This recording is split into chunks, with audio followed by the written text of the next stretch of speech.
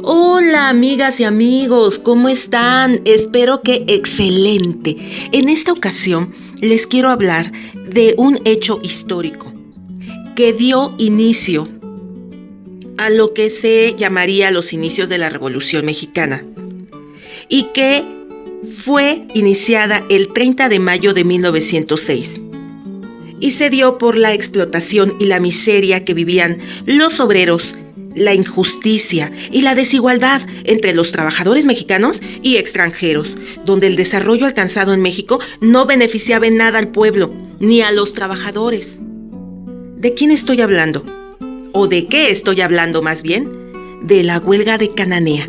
Fue una huelga laboral en la mina de cobre de Cananea, Sonora, México, contra la empresa Cananea Consolidated Copper Company, con sus siglas CCCC, propiedad de un coronel estadounidense llamado William C. Greene.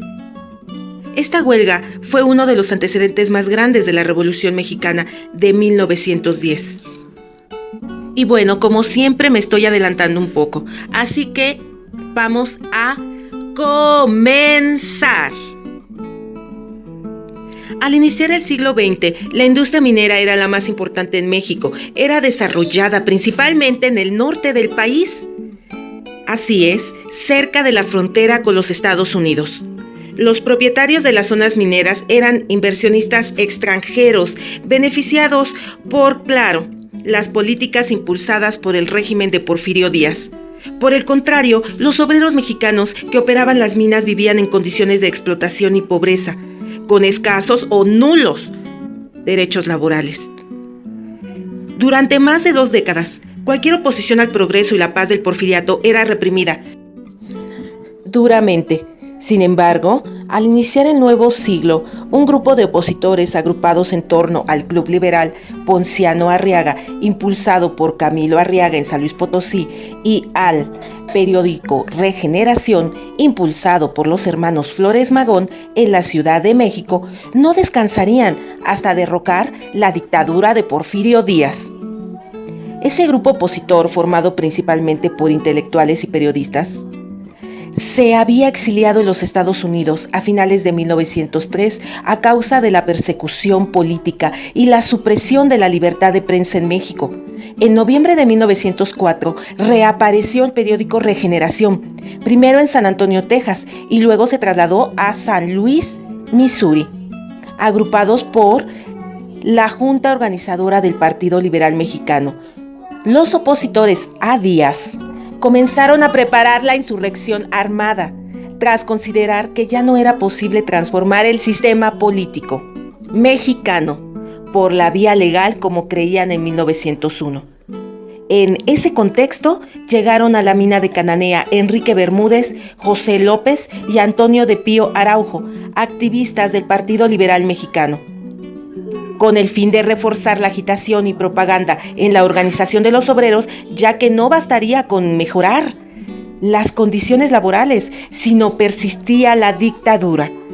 Con los obreros formaron un seminario llamado El Centenario, pero cuando los revoltosos, entre comillas, magonistas fueron detectados por los guardias de la mina y tuvieron que escapar, estos ya habían establecido contacto con Esteban Vaca Calderón, Manuel M. Diegues y Lázaro Gutiérrez de Lara, que conformaron la organización secreta Club Liberal de Cananea, ligada al PLM, Partido Liberal Mexicano, para preparar la revolución contra Porfirio Díaz.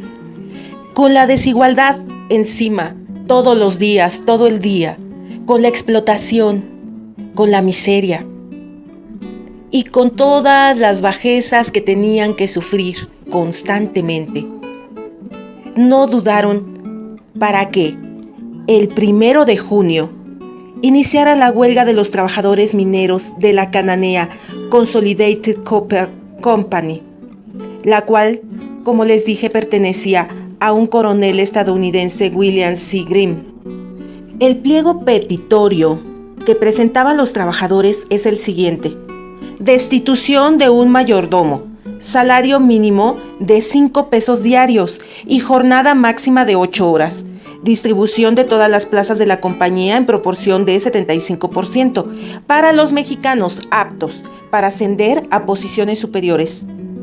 El presidente municipal de Cananea telegrafía al gobernador de Sonora, Rafael Izabal, para informarle que los huelguistas ascendían a 400 personas y pedían 5 pesos por 8 horas de trabajo y la expulsión de los capataces. Imagínense aquello.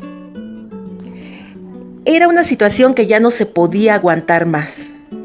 Ellos necesitaban una justicia social, laboral. Amigos, recuerden e imagínense que en 1906 Cananea tenía 22,000 habitantes. Imagínense ese lugar, de los cuales 7,560 trabajaban en las Cananea Consolidated Copper Company. De ese total, 5,360 eran mexicanos y 2,200 extranjeros. Los mexicanos ganaban 3 pesos y los extranjeros $7. La relación de trabajo era discriminatoria. Realizaban jornadas largas de trabajo en lugares insalubres. Ocupaban los peores trabajos, ya que los mejores eran para los estadounidenses. Estando en México, en una minera mexicana. Así es, amigos. En 1906, el 1 de junio, más de 2,000 trabajadores de origen mexicano, en demanda de un salario equitativo al de sus compañeros mineros estadounidenses, que también laboraban en la Cananea Consolidated Copper Company. Jornadas de trabajo más justas, presentaron las demandas. Entonces los mineros decidieron llamar a huelga, un acto nunca en verdad visto en la historia de México y que vendría a marcar un hito en la época porfiriana. Los huelguistas portaban como símbolo la bandera de México. Sí, la bandera de México y un estandarte con un billete de 5 pesos, cantidad demandada como salario mínimo. El movimiento estaría encabezado por los trabajadores Juan José Ríos, Manuel M. Diegues y Esteban Vaca Calderón, quienes llamarían a sus compañeros mineros al cese de actividades laborales justo al momento de salir de las oficinas de negociación con la negativa de Green. Imagínense aquello. Lo único que estaban pidiendo era 2 pesos más en su salario, 5 pesos, y una jornada equitativa, con la cual pudieran trabajar y poder prosperar, lo cual obviamente el dueño minero no lo iba a permitir. Y con mucho más razón, Porfirio Díaz. Era como aceptar poder dar algo al pueblo, lo cual iba en contra de su progreso y prosperidad. Una vez iniciada el movimiento de huelga, la masa de trabajadores se dirigía a protestar cuando al pasar a un costado de la maderería de la compañía se empezaron a oír las descargas de fusiles. Los trabajadores estadounidenses tomaron armas y atentaron en contra de los huelguistas. En este acto murieron 2 de los huelguistas y varios más resultaron heridos. En respuesta a esta agresión, los mineros mexicanos atacaron con lo que disponían en el momento, a pedradas, a palazos, en fin. Matarían a varios mineros estadounidenses, lo que desataría por completo la batalla entre mineros de las 2 nacionalidades. Los trabajadores estadounidenses persiguieron a los mexicanos a lo largo del pueblo, expulsándolos hacia la serranía de los alrededores. Sin embargo, en su camino, los mexicanos lograron quemar 5 depósitos de madera, un depósito de semillas, otro de forrajes y el edificio de la maderería donde aquellos laboraban. En protesta por estos actos, Green acudió al cónsul estadounidense, quien pidió apoyo al gobierno del vecino estado de Arizona. En respuesta a su petición, se envió un grupo de Rangers para controlar la situación. Así, el 2 de junio, estos entrarían armados a territorio mexicano para custodiar la tienda de raya y las instalaciones de la minera, perseguir y asesinar con el apoyo de la policía rural porfirista a todo huelguista que opusiera la resistencia. Obviamente esto con aceptación de Porfirio Díaz.